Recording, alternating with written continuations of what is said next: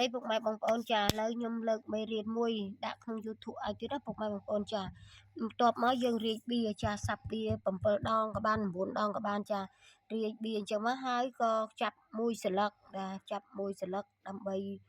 មើលតើយើងកំពុងកើតអីតើបង្គោលម្នាក់នោះកំពុងកើតអីដូចថាយើងភ្នកគិតចាអញ្ចឹងឧទាហរណ៍ថាខ្ញុំចាប់បានស្លឹកបៀនេះចុះចាអញ្ចឹងបាន10ប៊ិចអញ្ចឹងពុកម៉ែបងប្អូនសោកទៅវិញចា10ប៊ិចហ្នឹងចា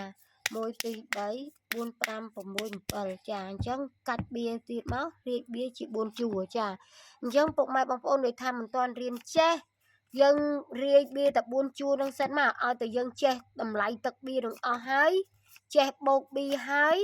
អានឹងយើងចង់បោះក្បាច់អីក៏ត្រូវដែរតែបើសិនណាពុកម៉ែបងប្អូនមិនទាន់ស្គាល់តម្លៃទឹកបៀពុកម៉ែបងប្អូនអត់ទាន់ទេបោះតែក្បាច់អីត្រូវទេចាពុកម៉ែបងប្អូនចាអញ្ចឹង10ប៊ិចយើងស្ទង់មើលហើយចាអញ្ចឹងពុកម៉ែបងប្អូនមិន10ប៊ិចណាពុកម៉ែបងប្អូនដែលខ្ញុំនេះអញ្ចឹងត្រូវពុកម៉ែបងប្អូនត្រូវលាត10ប៊ិចហ្នឹងចាអញ្ចឹង10ប៊ិចហ្នឹងនៅស្លឹកបៀចិត្តស្លឹកបៀអីអត្តន័យគេត្រូវឆ្លើយមកអញ្ចឹង10ប៊ិចហ្នឹងគឺជាទឹកបៀគេហៅថាការណាត់ការយប់ឬក៏ជា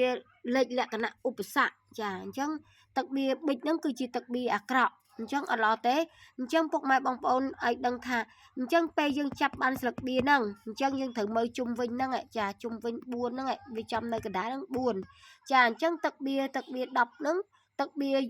ប៊ិចហ្នឹងគឺជាទឹកបៀអាក្រក់មួយដែលធ្វើឲ្យមានការលំបាកចាអញ្ចឹងទឹកបៀការ៉ូគឺជាសារព័ត៌មានអញ្ចឹងពុកម៉ែបងប្អូនចាអញ្ចឹងបើសិនណាទឹកការ៉ូទឹកប៊ិចវានៅមួយសារព័ត៌មានមួយទឹកបៀយ៉ាប់អញ្ចឹងវាពិភាក្សាគ្នារឿងអីចាដូចពិភាក្សារឿងនេះឬក៏ភាសាមួយរឿងនេះអញ្ចឹងមានន័យថាពុកម៉ែបងប្អូនមើលទៅជុំវិញនឹងណាថាអត្តន័យឆ្លើយរបៀបម៉េចចឹងពុកម៉ែបងប្អូនចាអញ្ចឹងធ្វើឲ្យរឿងរ៉ាវជួបរឿងបង្កកើតឡើងដោយសារមនុស្សស្រីចាឬក៏មានជំងឺឈឺស្កាត់ចាអញ្ចឹងពុកម៉ែបងប្អូនអានឹងវាអាចកើតឈឺស្កាត់ឬក៏មានឧបសគ្គឆ្លុះប្រកែកគ្នាដោយសារទឹកបៀប៊ិចនិងការ៉ូនៅព័ទ្ធជុំវិញអញ្ចឹងពុកម៉ែបងប្អូនចាអញ្ចឹងមេរៀននេះពុកម៉ែបងប្អូនកុំភ្លេចណាចាពេលពុកម៉ែបងប្អូនចាចង់មើលចាប់មួយស្លឹកហ្នឹងចាហើយ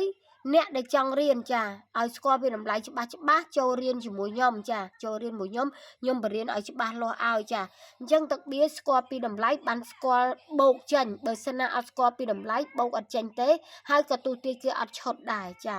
អញ្ចឹងខ្ញុំលើកមេរៀនមួយតែប៉ុណ្្នឹងពុកម៉ែបងប្អូនស្វែងយល់ថាទឹកបៀប៊ិចគឺជាទឹកបៀយប់គឺជាទឹកបៀការណាត់តែវាអត់មានផលប្រយោជន៍ទេវាមានអាការលំបាកហើយទឹកការ៉ូគឺជាសារព័ត៌មានវាល្អនឹងអាក្រក់លើទឹកការ៉ូការសារព័ត៌មានអញ្ចឹងណាពុកម៉ែបងប្អូនចាអញ្ចឹងវាន័យថាទឹកបៀហ្នឹងវាហុំព័ទ្ធជុំវិញចឹងមានន័យថាវាអាចជួបការបញ្ហារឿងរ៉ាវប្រកម្មកុសចាមានឧបសគ្គរឿងនេះរឿងនោះអញ្ចឹងណាពុកម៉ែបងប្អូនចាអរគុណច្រើន